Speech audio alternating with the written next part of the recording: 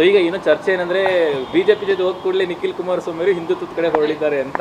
So ಏನು plan ಆಗಿ? ಇಲ್ಲ, ನಾನು ಎಂದೂ ಕೂಡ ಇವತ್ತು ನೋಡಿ ಜನವರಿ 22ನೇ ತಾರೀಕು ಕಾಕತಾಳಿ ಏನೋ ಗೊತ್ತಿಲ್ಲ, ನನ್ನ ಹುಟ್ಟುಹಬ್ಬದ ದಿನ. ಬಹುಶಃ ಒಂದು ಐತಿಹಾಸಿಕವಾದಂಥ ಒಂದು ಕ್ಷಣ. ಪ್ರತಿಯೊಬ್ಬರು ಕೂಡ ಇವತ್ತು ಆ ಜಾತಿ ಈ ಜಾತಿ ಆ ಕಮ್ಯುನಿಟಿ ಅಂತಕ್ಕಂಥದ್ದೆಲ್ಲ ಇವತ್ತು ಇಡೀ ದೇಶ ಎದುರು ನೋಡ್ತಾ ಇರ್ತಕ್ಕಂಥ ಒಂದು ಐತಿಹಾಸಿಕವಾದಂಥ ಒಂದು ಕ್ಷಣ. ಅಯೋಧ್ಯೆಯಲ್ಲಿ ರಾಮ ಮಂದಿರ ಏನು ಓಪನ್ ಆಗ್ತಾ ಇದೆ, ಬಹುಶಃ ಇದಕ್ಕಿಂತ ಒಂದು ಖುಷಿಯಾದಂಥ ಒಂದು ವಿಚಾರ ಇನ್ನೊಂದಿಲ್ಲ. ಪ್ರತಿಯೊಬ್ಬರಿಗೂ ಕೂಡ, ಪ್ರತಿಯೊಬ್ಬ ಭಾರತೀಯರಿಗೂ ಕೂಡ ಇವತ್ತು ಭಾಳ ಇದು ಸಂತೋಷವಾದಂಥ ಒಂದು ಐತಿಹಾಸಿಕವಾದಂಥ ಒಂದು ಕ್ಷಣ.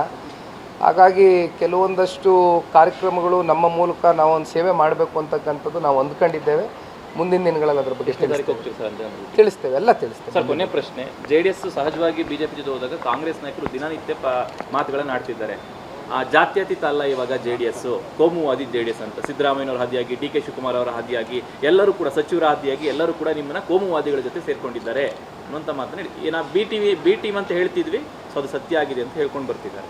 ಇಲ್ಲಿ ನಾನು ಒಂದು ಹೇಳ್ತಕ್ಕಂಥದ್ದು, ಇಲ್ಲಿ ಜಾತ್ಯತೀತತೆ ಬಗ್ಗೆ ಆಗಲಿ ಇನ್ನೊಂದ್ರ ಬಗ್ಗೆ ಪ್ರಶ್ನೆ ಅಲ್ಲ. ಇಲ್ಲಿ ಇವತ್ತು ಕರ್ನಾಟಕ ರಾಜ್ಯದಲ್ಲಿ ಕನ್ನಡಿಗರು ಅನುಭವಿಸ್ತಾ ಇರ್ತಕ್ಕಂಥ ವಿಷಯಗಳೇನಿದೆ, ನೋವುಗಳೇನಿದೆ, ಇವತ್ತು ಅಭಿವೃದ್ಧಿ ಸಂಪೂರ್ಣವಾಗಿ ಕುಂಠಿತಗೊಂಡಿದೆ. ನಮಗೆ ಗೊತ್ತಿದೆ. ಇವತ್ತು ಯಾವುದೇ ರೀತಿ ನೀವು ಯಾವುದೇ ಕ್ಷೇತ್ರಕ್ಕೆ MLA ಫೋನ್ ಮಾಡಿ ಕೇಳಿ, ಎಲ್ಲೂ ಕೂಡ ಯಾವುದೇ ರೀತಿ ಅನುದಾನಗಳು ಯಾರಿಗೂ ಕೂಡ ಕೊಡೋದಕ್ಕೆ ಇವತ್ತು ಸರ್ಕಾರದ ಖಜಾನೆಯಲ್ಲಿ ದುಡ್ಡೇ ಇಲ್ಲ. ಹಾಗಾಗಿ ಇದ್ರ ಬಗ್ಗೆ ಇವತ್ತು ಕಾಂಗ್ರೆಸ್ನವರು ಉತ್ತರ ಕೊಡಬೇಕಾಗ್ತದೆ. ಮುಂದಿನ ದಿನಗಳಲ್ಲಿ ಕಾಂಗ್ರೆಸ್ನವ್ರಿಗೆ ಉತ್ತರ ಕೊಡೋದು ಕರ್ನಾಟಕದ ಜನತೆ. 28 ಲೋಕಸಭಾ ಕ್ಷೇತ್ರದಲ್ಲಿ BJP JDSಗೆ ಕರ್ನಾಟಕದ ಜನತೆ ಆಶೀರ್ವಾದ ಮಾಡ್ತಾರೆ ಅಂತಕ್ಕಂಥದ್ದು ಕಾಂಗ್ರೆಸ್ನವ್ರಿಗೂ ಮನವರಿಕೆ ಆಗಿದೆ. ಹಾಗಾಗಿ ಪಾಪ ಮಾತನಾಡ್ತಾ ಇದ್ದಾರೆ. ಇವತ್ತು ಅದ್ರ ಬಗ್ಗೆ ನಾನು ಚರ್ಚೆ ಮಾಡಿ ರಾಮನ ವಿಚಾರದಲ್ಲಿ ರಾಜಕೀಯ ಮಾಡ್ತಿದ್ದಾರೆ ಸರ್. ಮಂತ್ರಾಕ್ಷತೆ ಕಾಳಲ್ಲೂ ಕೂಡ ಬಿಜೆಪಿಯವರು ಕ್ರೆಡಿಟ್ ತೊಗೊಳ್ಕೊಟ್ಟಿದ್ದಾರೆ. ಮಾತೆತ್ತಿದ್ರೆ ಬಿಜೆಪಿಯವರು ರಾಮ ಮಂದಿರ ಇಷ್ಟೇ ಹೇಳ್ತಾರೆ, ರಾಜಕಾರಣ ಮಾಡ್ತಿದ್ದಾರೆ. ಸರ್, ಇದು ರಾಮ ಮಂದಿರದ ವಿಚಾರವಾಗಿ ರಾಜಕಾರಣ ಮಾಡ್ತಕ್ಕಂಥದ್ದು ಸೂಕ್ತ ಅಲ್ಲ. ಇಲ್ಲಿ ಯಾವುದೇ ರಾಜಕೀಯ ಪಕ್ಷಗಳಿರ್ಬೋದು, ಇವತ್ತು ನಾವು ಭಾಳ ಒಂದು ಹೆಮ್ಮೆಯ ಒಂದು ಕ್ಷಣ ಇದು. ಹಾಗಾಗಿ ಇಲ್ಲಿ ಯಾರು ಕೂಡ ರಾಜಕೀಯ ಮಾಡ್ತಕ್ಕಂಥದ್ದು ಸರಿಯಲ್ಲ ನನ್ನ ಅಭಿಪ್ರಾಯ.